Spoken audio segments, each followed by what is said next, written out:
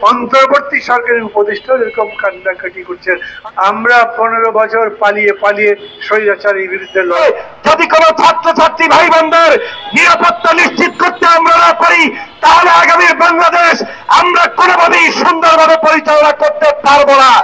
এই সরকারকে আমি স্পষ্ট করে বলতে চাই, চট্টগ্রাম বিশ্ববিদ্যালয়ের একজন উপাচার্য যখন ক্রন্দনত অবস্থায় বলেছিলেন আমি ভালো আছি, আমার সাধারণ শিক্ষার্থীরা ভালো নেই, তাদের উপরে চাপাতি দিয়ে কোপানো হচ্ছে, হত্যার উদ্দেশ্যে আক্রমণ করা হচ্ছে, এবং গতকালকে তিনি স্পষ্ট করে বলেছেন ছাত্রলীগের সন্ত্রাসীরা সেই জায়গায় হামলা করছে, হেলমেট পরে পরে আমার সেই বিশ্ববিদ্যালয়ের সাধারণ শিক্ষার্থীদের উপরে হামলা করছে। আমি এটাকে মনে করি রাজনৈতিক অস্থিরতা সৃষ্টির উদ্দেশ্যে বাংলাদেশের বিভিন্ন জায়গায় আওয়ামী লীগের সেই সকল সন্ত্রাসীরা লুকিয়ে থেকে হামলা করছে। একই উপায়ে চট্টগ্রাম বিশ্ববিদ্যালয়ে তারা এই কর্মটি বেছে নিয়েছে বলে আমি মনে করি।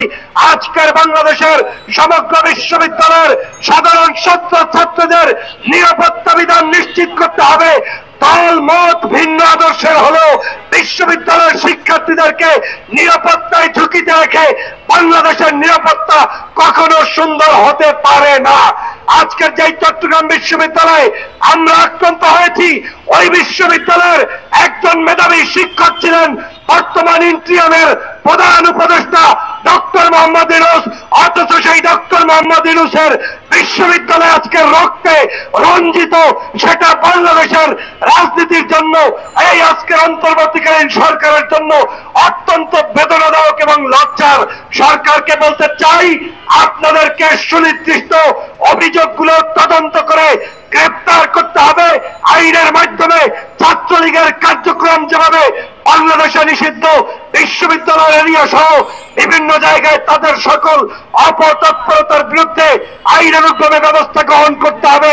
আমাদের সাধারণ শিক্ষার্থীদেরকে সুচিকিৎসা নিশ্চিত করতে হবে এবং এই বিশ্ববিদ্যালয়টাকে সম্পূর্ণরূপে আবাসিক বিশ্ববিদ্যালয়ে রূপান্তরিত করতে হবে। আমার অবাক লাগে, এদের উপরে কোনো বিশ্বাস করে ভরসা করে কোনো কথা কি বলতে পারবো? এইখানে রাস্তার মধ্যে অফিসের তালা ভেঙে যেইভাবে নূরকে পেটানো হলো, সেই পেটালো কারা তার ভিডিওতে ছবি দেখেছেন না? সামরিক বাহিনীর পোশাক পরা মানুষগুলো, তাদের চেহারা দেখা যায়নি।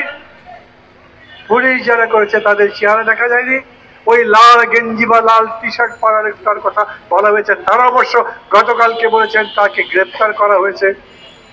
কিন্তু সরকার ওইখানে যেমন দেখলাম বিশ্ববিদ্যালয় কর্তৃপক্ষ প্রশাসন কেঁদে কেঁদে সবার কাছে আহ্বান জানাচ্ছেন, আমরা অসহায়, আমাদের সাহায্যে এগিয়ে আসেন।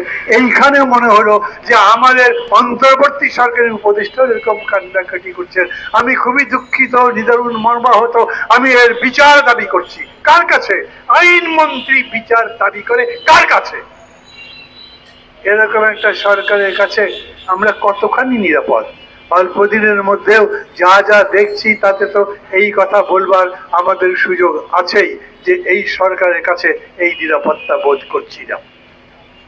আমি প্রথম দাবি করি, ভগিযোগি চলবে না, তালিবালি করা চলবে না। ওই যে বলছেন তদন্ত কমিটি করবো, সেই তদন্ত পুঙ্খানুপুঙ্খ তদন্ত করবার পরে বিচার করবে। আপনি তো ভিডিও ফুটেজে দেখেছেন। আমরা 15 বছর পালিয়ে পালিয়ে স্বৈরাচারের বিরুদ্ধে লড়াই করেছি। আমাদের খবর কিরকম করে গোয়েন্দা বাহিনী পেত? আমরা রওনা অতীত স্বৈরাচারের লোকজন 100-150 রাপা প্লাজা থেকে মিছিল বার করেছে, শঙ্কর পর্যন্ত গেছে। কোন পুলিশ নাই, কেউ নাই। পুলিশের ওসিকে জিজ্ঞেস করেছে পরে, কি ব্যাপার আপনারা আসলেন না কেন? বলে আমরা গেছি, কিন্তু যাবার পরে দেখি তারা সব চলে গেছে।